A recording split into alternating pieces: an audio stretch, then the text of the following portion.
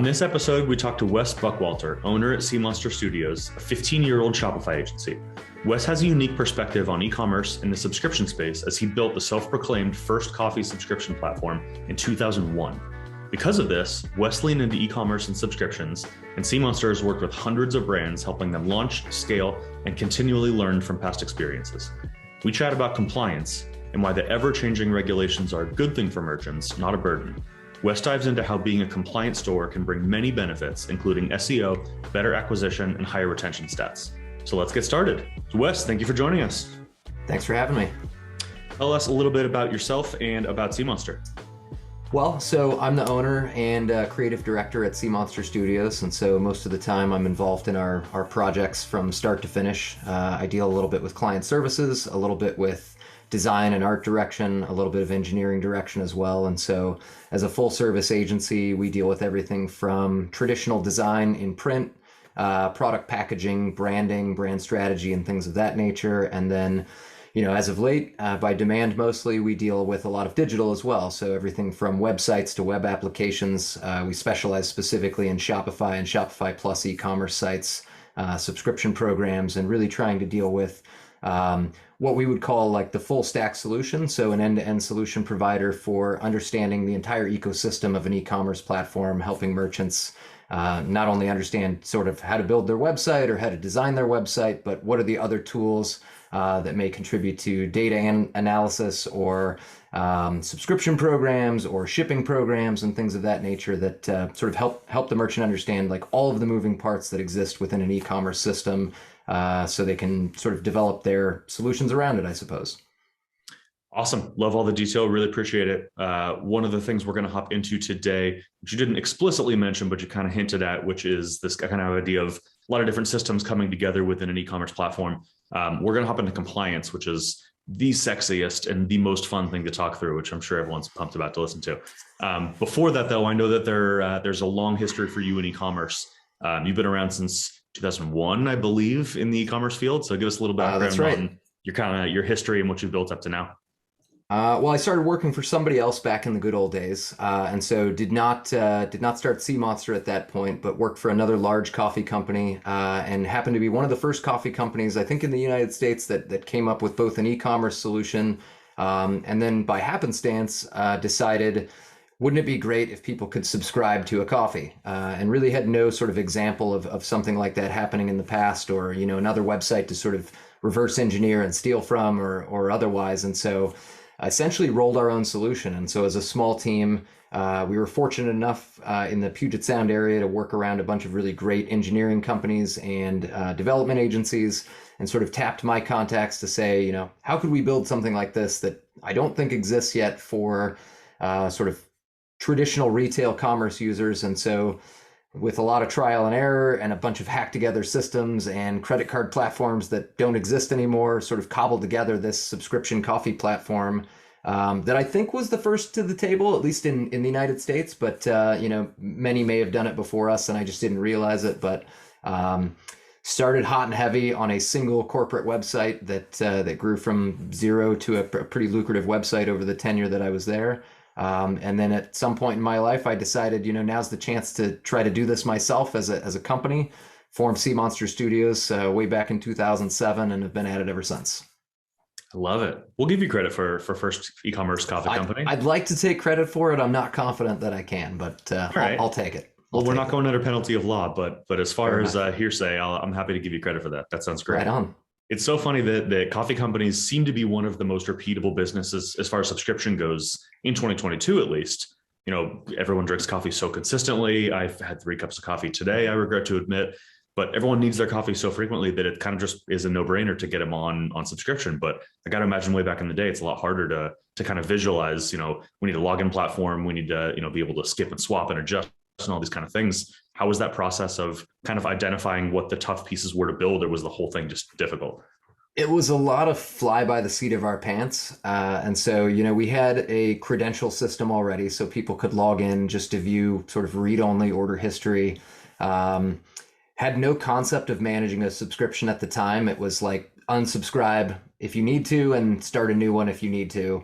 And I think we had a limited frequency choice as well. It was either every month or every other month or something like that. And it was really rudimentary by today's standards, but it gave the consumer some amount of control.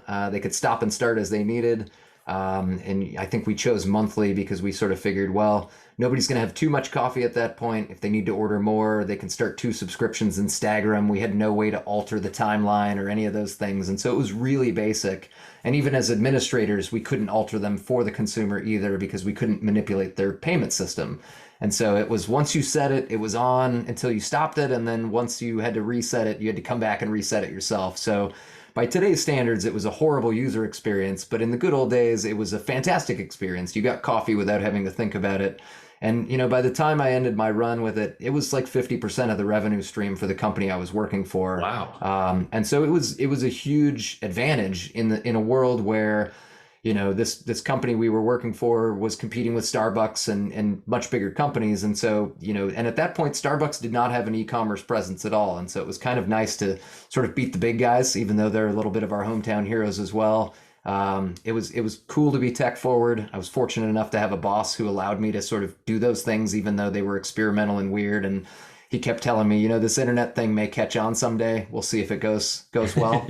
But, I was fortunate enough to have somebody who was confident in our sort of skills, I guess you would say, and sort of let us do our thing. And it turns out that's sometimes all you need to be the genesis of a really creative system or, a cobbled together, held together with spit and duct tape system anyway. I was going to say, what's the best practice? I would kind of answer that own question by saying that probably not having 2 separate subscriptions to stagger your delivery dates is probably a best practice.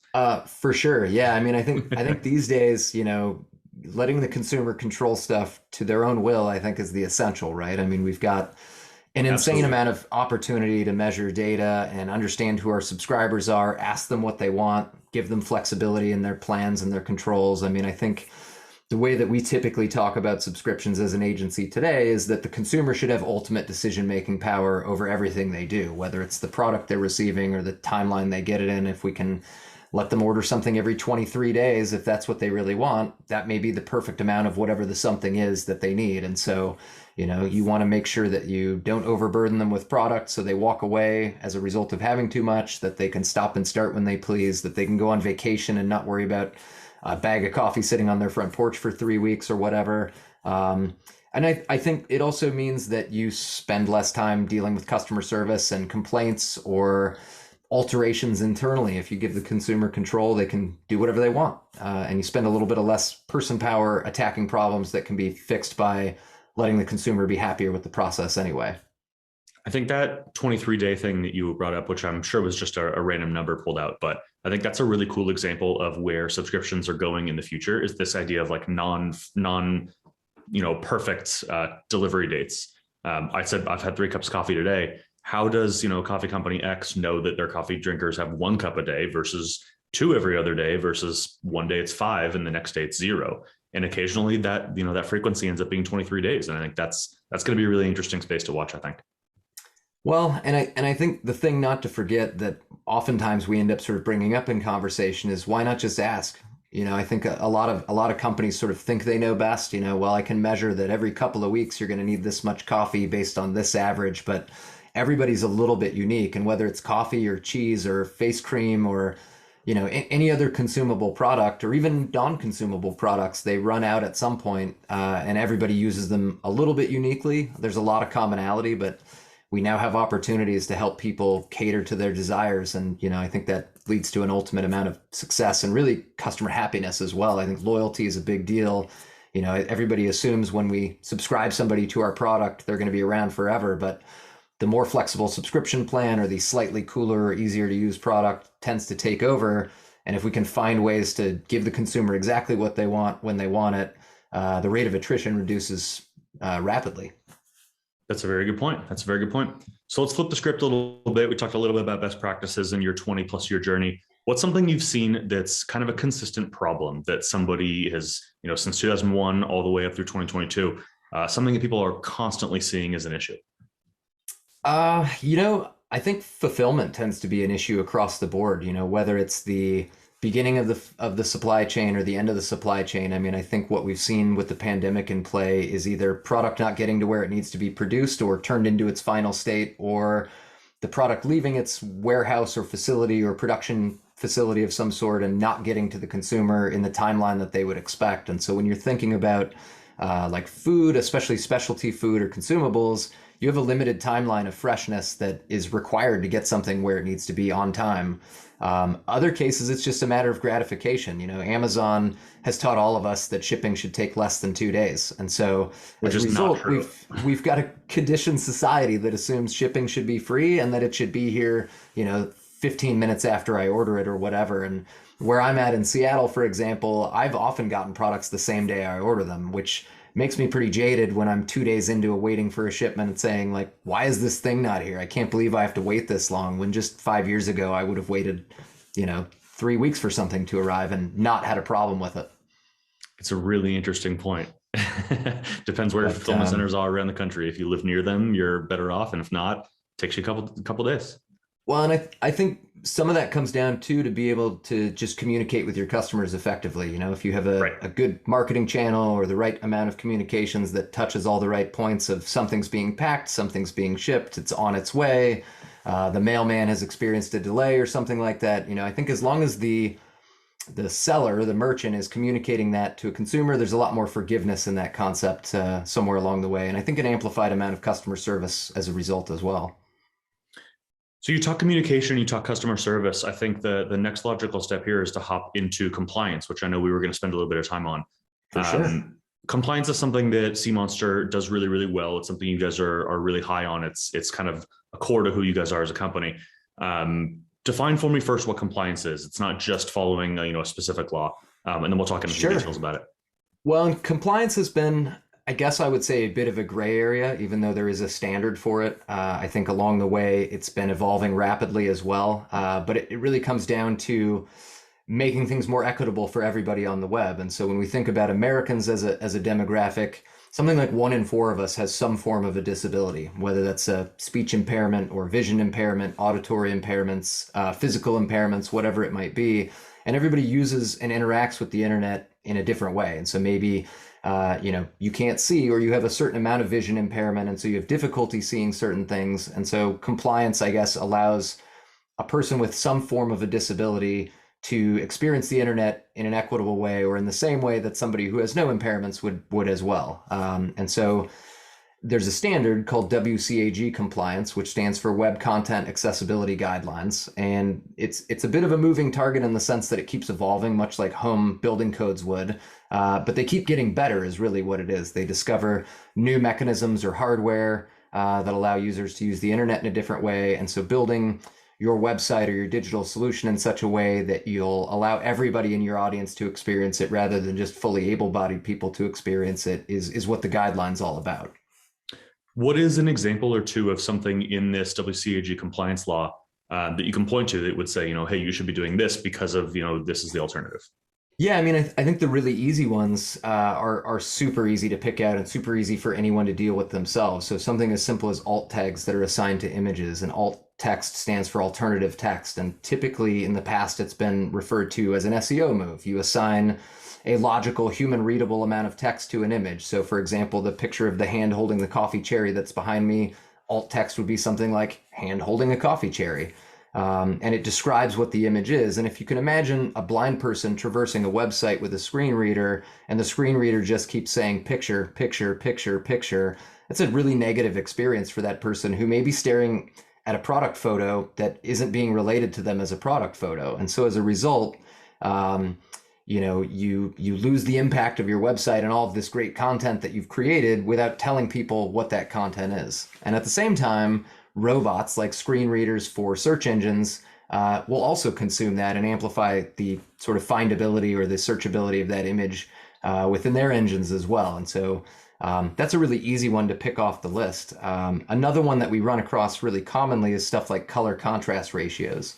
And so to be fully compliant, and there's multiple standards for compliance, but let's say for an average retail business, you have to have a certain amount of contrast ratio that's based like on the darkness and lightness of colors when they're used together, maybe the size of the text that's being used in a combination with colors and things like that. And so a lot of times what we run into are brands that have existed for a long time who, 20 years ago when their brand was being invented, didn't have compliance to care about, or even regulations, or maybe even the internet to worry about.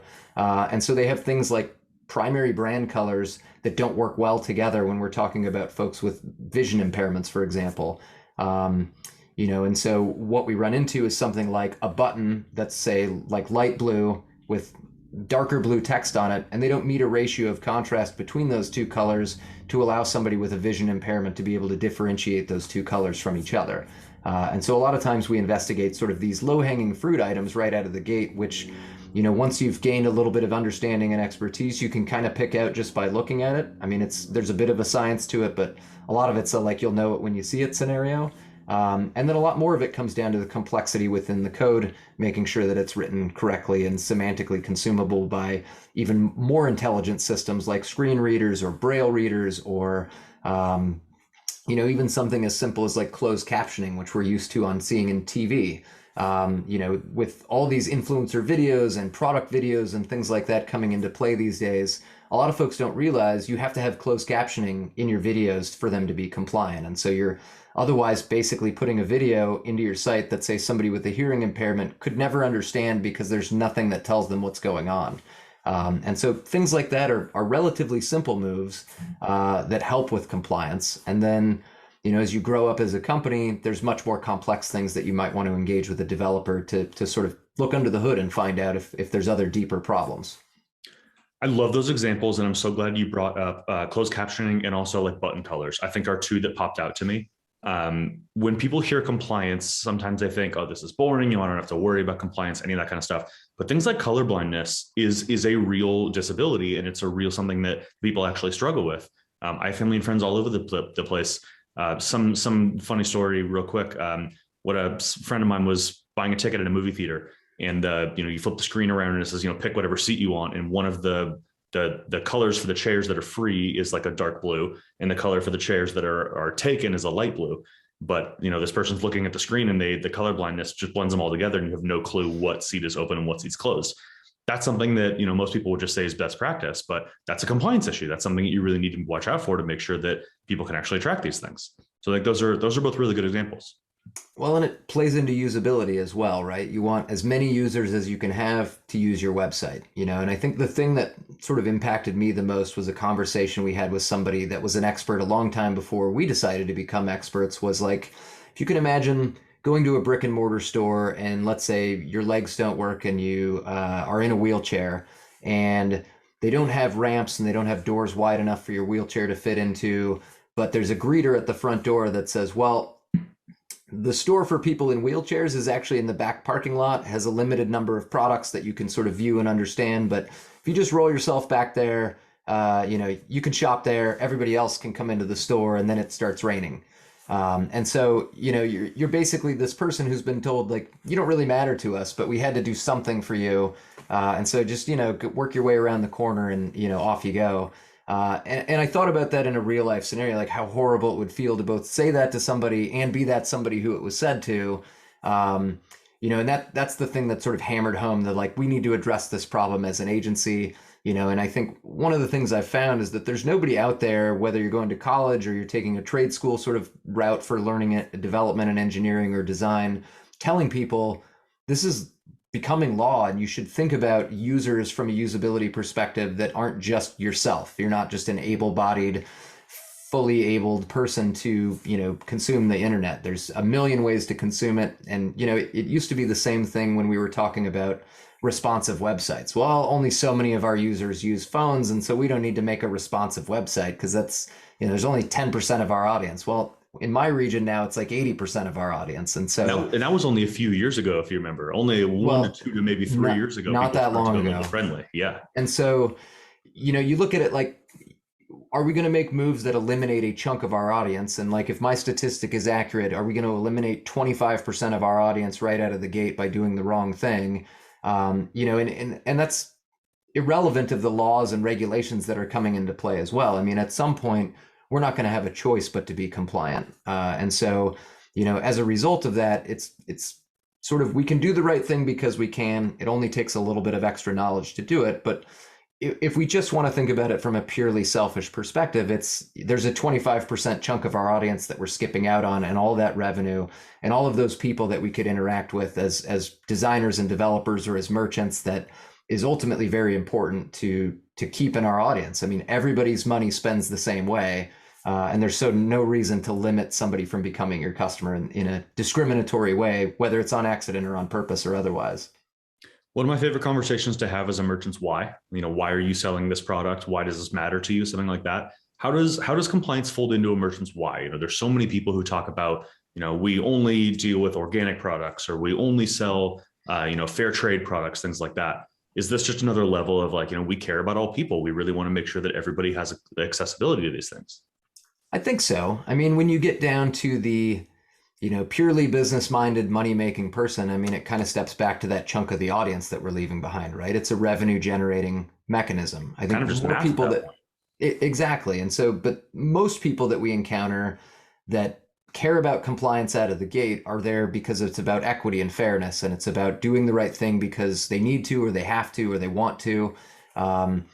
I think a lot of folks are like, well, everybody eats cheese, so I shouldn't be able to not sell cheese to folks with disabilities, or everybody needs an opportunity to enter my store in whatever way they see fit and shop it and so forth. And so a lot of it's about doing the right thing to be inclusive or to be understanding of people of all walks of life. I mean, you wouldn't say that, I'm going to limit my store based on racial demographic or age demographic or male or female demographic or, any other, sort of pick a binary thing or whatever and say this half doesn't get to be here.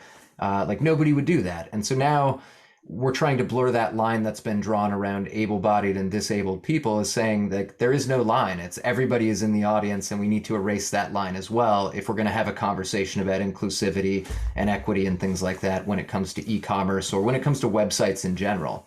And I think what we're seeing is a lot of much larger enterprise dealing with it first. And I think a lot of that becomes, they have a bit of a larger target because they have more money, they're more suable, some of those kind of things. But I think also they're the organizations who have HR departments who focus on inclusivity and making things fair for their employee base and stuff like that. And so they have a larger amount of awareness, maybe a larger motivation to keep a workforce happier and thus an audience happier as well. And so we started to see it much more prominently in large enterprise. And now I think it's just becoming something that everybody cares about. It's becoming part of our cultural vernacular, and it's starting to be a thing where it's like nobody would limit somebody for any of the other reasons I listed off. And so this is now one other thing to get out of that list of horrible things and mistakes that we've made as a society to sort of eliminate, people's possibility of enjoying our cheese or whatever it might be. From a subscription standpoint, the customer portal is a major place that most people know about. So that's one, once you buy your product, you have to log back into your portal and manage your subscription, whether it's cross-sells, upsells, skip swaps, whatever it is. How does something like WCAG compliance play into subscription portals when we're talking kind of like pre-purchase and post-purchase? Yeah, I mean, I think, step one is, getting somebody to make the purchase, right? We've acquired them as a customer. We've built a compliant website that allowed a non-able-bodied person to get through the purchase process and complete a checkout.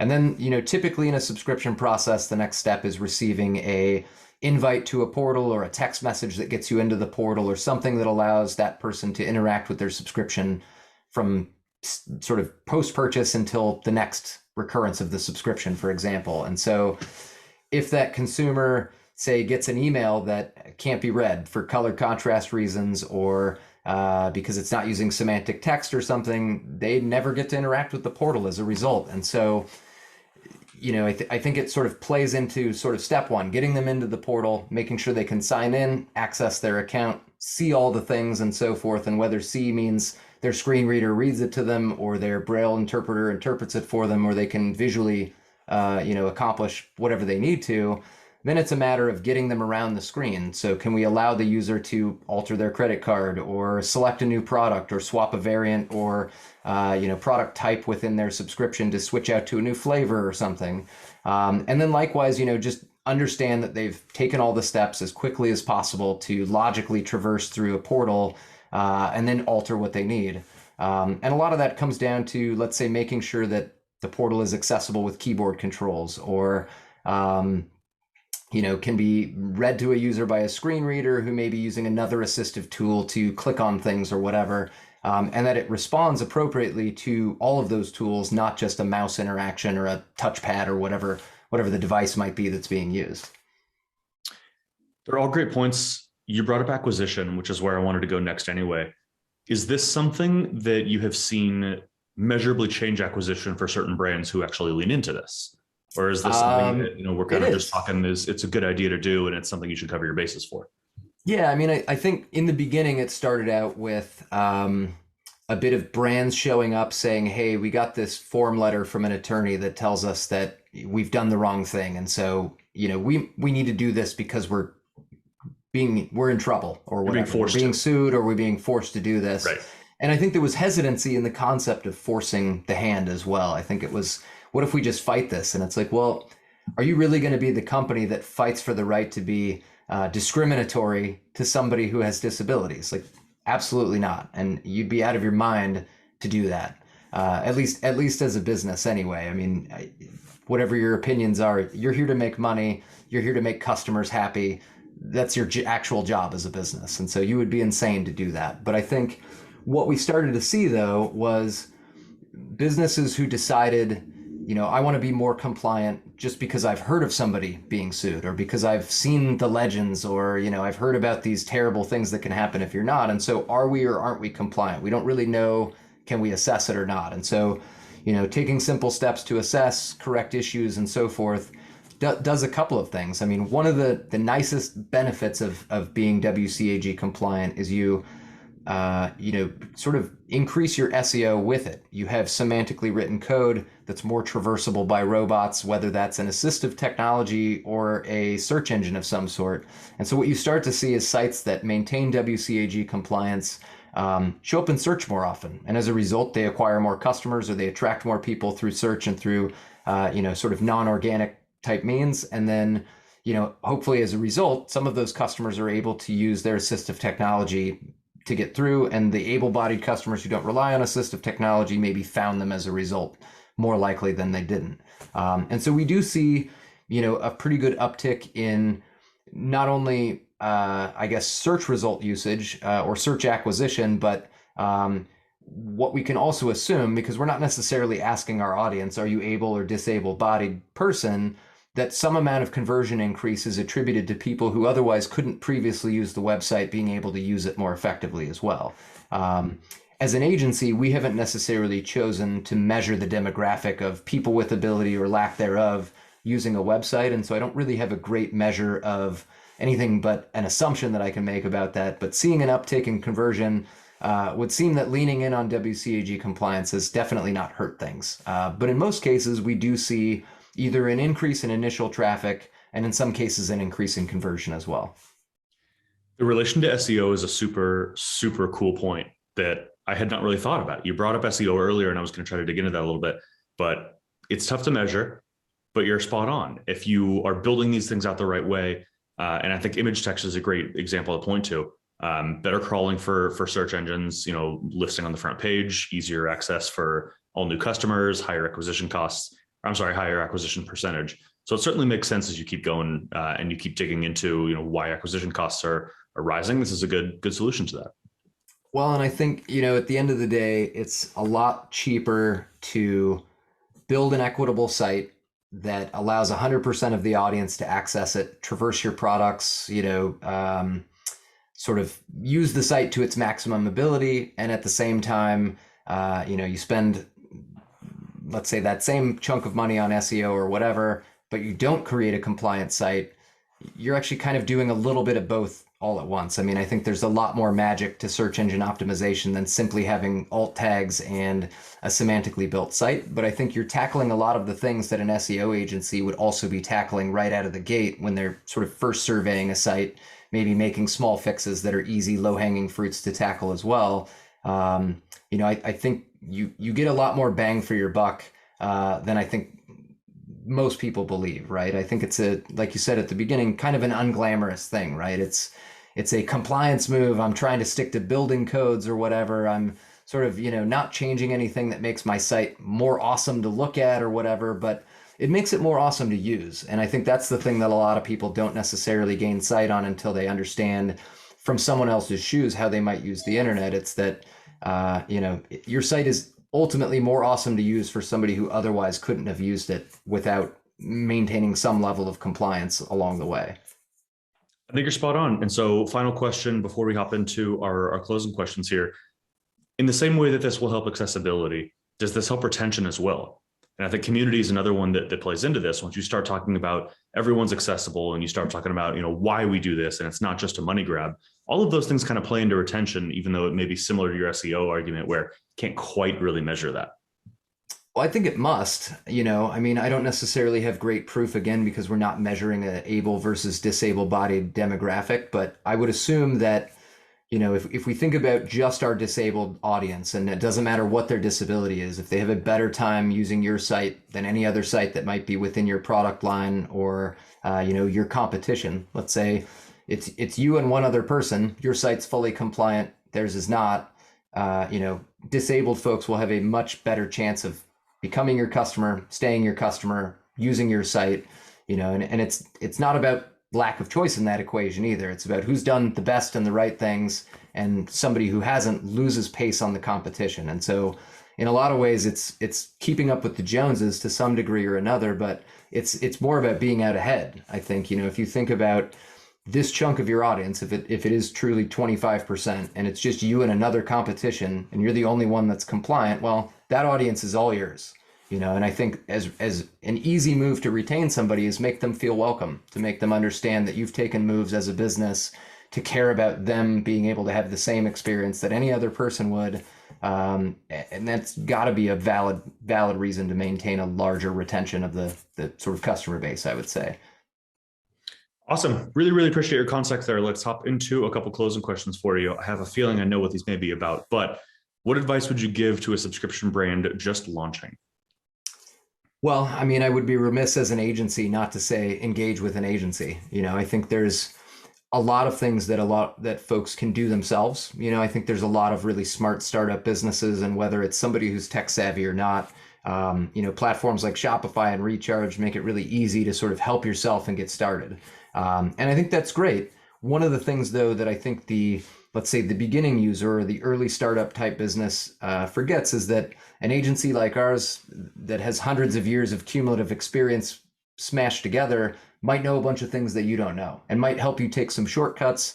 And, even though agencies are expensive and intimidating and say things that maybe don't make sense because our jargon is weird or whatever, we have almost every agency that I work with in the ecosystem has a ton of knowledge, and I think knowledge is ultimately power. It lets you skip steps along the way that otherwise you would have to make the mistake, fail, rebuild, understand yourself. And we've all made those mistakes. We've all done the trial and error. We've worked with hundreds of businesses like yours, and we can at the very least give you a couple of pointers, and at the very best, help you all the way to the top, right? And so I think a lot of it's just a matter of setting your apprehensions aside. Most agencies that I've worked with are really friendly. Even though we seem intimidating, there might be a bunch of smart, nerdy engineers or something. Agencies' jobs is just the same as yours, to provide a customer with great customer service, help you get where you need to go. It's our job to help any merchant make money, for example. And so, if that's your goal, is to get into business, to develop a product, get it out into the world, change the way the world works a little bit, and make some money while you're doing it, I think in most cases, an agency versus somebody with limited or no experience will get you there a lot faster. And it may help you focus on things like product development.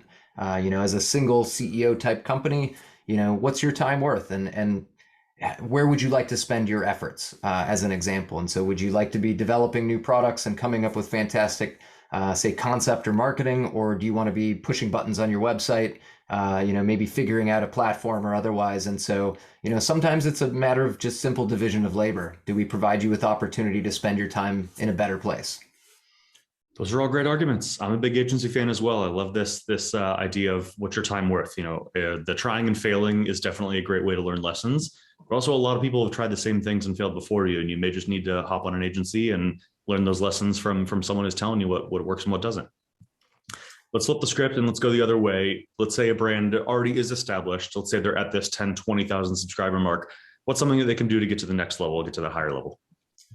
Yeah, I mean, I think a lot of it is there's sort of two pathways that we encounter at that mark. How do we get more out of our existing customer base, or how do we get more customers? And that seems to be sort of a dividing line most of the time. It's that when we get approached by a typical sort of, let's say, enterprise style company that's grown for a while, they've got a lot of sort of experience under their belt. It's, I need to go this way or I need to go that way. And it's sort of the way that we tend to approach it is, why wouldn't you do both?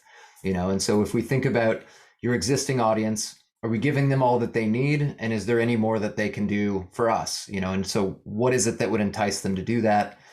Maybe it's a slight increase to the product price, the simple business move of just crank up the price. It could be something about the offering could be a little more robust. Maybe it's something as simple as the unboxing experience could be better. We could make a nicer package, and that increases the value to the consumer, their joy of opening the package and their delight of experiencing your product or whatever. And that's worth something to somebody, as an example. And so that price increase becomes easily more possible, for example. The other one is, acquisition of new customers. I mean, there is only so much you can get out of a single audience without increasing its size over and over again. And also without forgetting that sometimes those audiences leave. Their credit card expires and they just give up. They lose track of their subscriptions. They have too many things. They, get tired of your product and they need more variety. And so a lot of times we try to take a holistic examination of not only how do we get more people, but how do we keep from losing the people that you have as well? And maybe you're only losing a few here and there and everything's great. Maybe you're losing a lot rapidly because you have a frequency that's off, or you haven't measured your data very well and you're sort of giving people too much of one thing, that kind of stuff. And so some of it comes down to maybe proper marketing, maybe understanding your audience. And there's really nothing wrong with asking your consumer, like, what is it that you like and don't like about us? How could we do better? And that's a thing that I think a lot of companies are afraid to ask their audience because they know better, right? I invented this product. I've told you how it's supposed to be. And so, like, what would you know as the guy who's just consuming my product, or the person who's just consuming my product? It's like, well, they probably know a lot. And I think something that we try to do is figure out, are we really in the audience that is our audience as a merchant or something? Or are we not the right audience? Are we measuring based on our own opinions and ourselves rather than the opinions of the group at large? And so sometimes it's a simple matter of asking. Sometimes it's a matter of using data to our advantage, understanding metrics and numbers and reporting and things like that, building a system to consume data and turn it into usable information and inform a decision.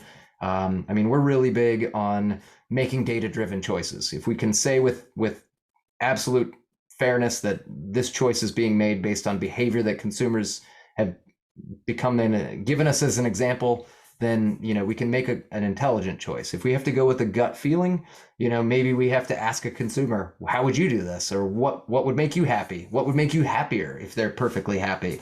And try to appeal to that side of things. Because I think when we look at the businesses that we've worked with that are the most successful, I think it's kind of several facets. They've got fantastic customer service. They've got a really great product, or a product that's, pretty good, but at a great price. It delivers well, it lasts a long time, or it satisfies a need that other products aren't, and then at the same time, I think they, when we're talking just about subscriptions, it shows up at just the right time. The consumer never has too much or too little. They feel like they're in control of their own destiny. They're not bothered too much by, having to manage it or manipulate it. I mean, one of the biggest advantages that was the original pitch of subscriptions is sign up and never come back.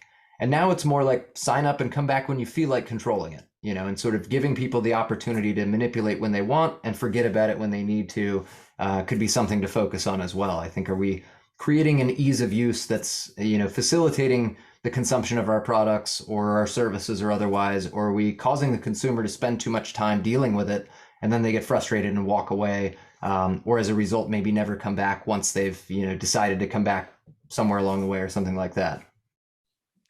Again, really well said. A lot of content in there. Definitely worth re-listening and going back through. Final question for you, one I've been looking forward to the whole time. What physical products do you subscribe to?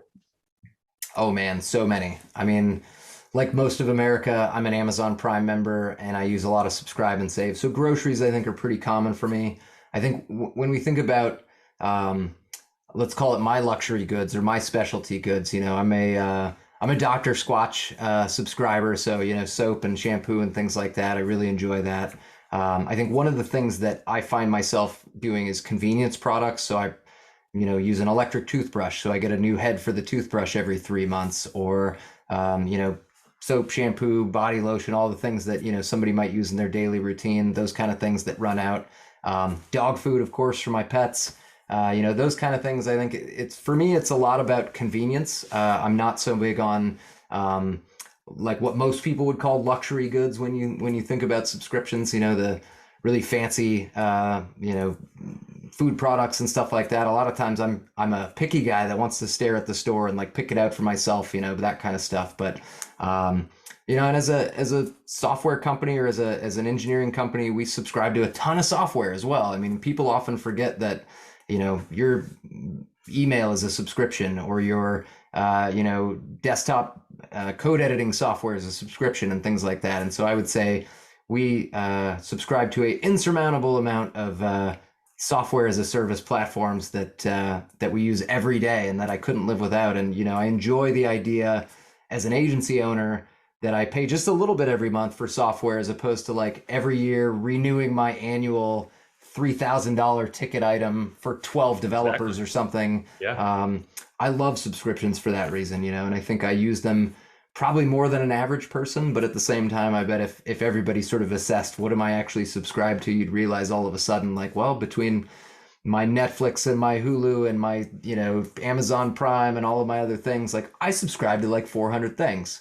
And so, I think they've become a way of life for a lot of folks. They're a convenience feature, but at the same time, I think they're doing things to eliminate waste as well. When you think about, having just the right amount of food in your pantry that gets delivered at a regular frequency, you never have spoilage or whatever, things like that, I think can be used to help your family's economics or your personal economics. I think they can also, reduce your usage of or waste of stuff, things like that. And I think if you look at it that way, it ultimately becomes a lot more, sort of palatable, I guess you would say. And then at the same time, that extra Netflix subscription doesn't seem so bad either.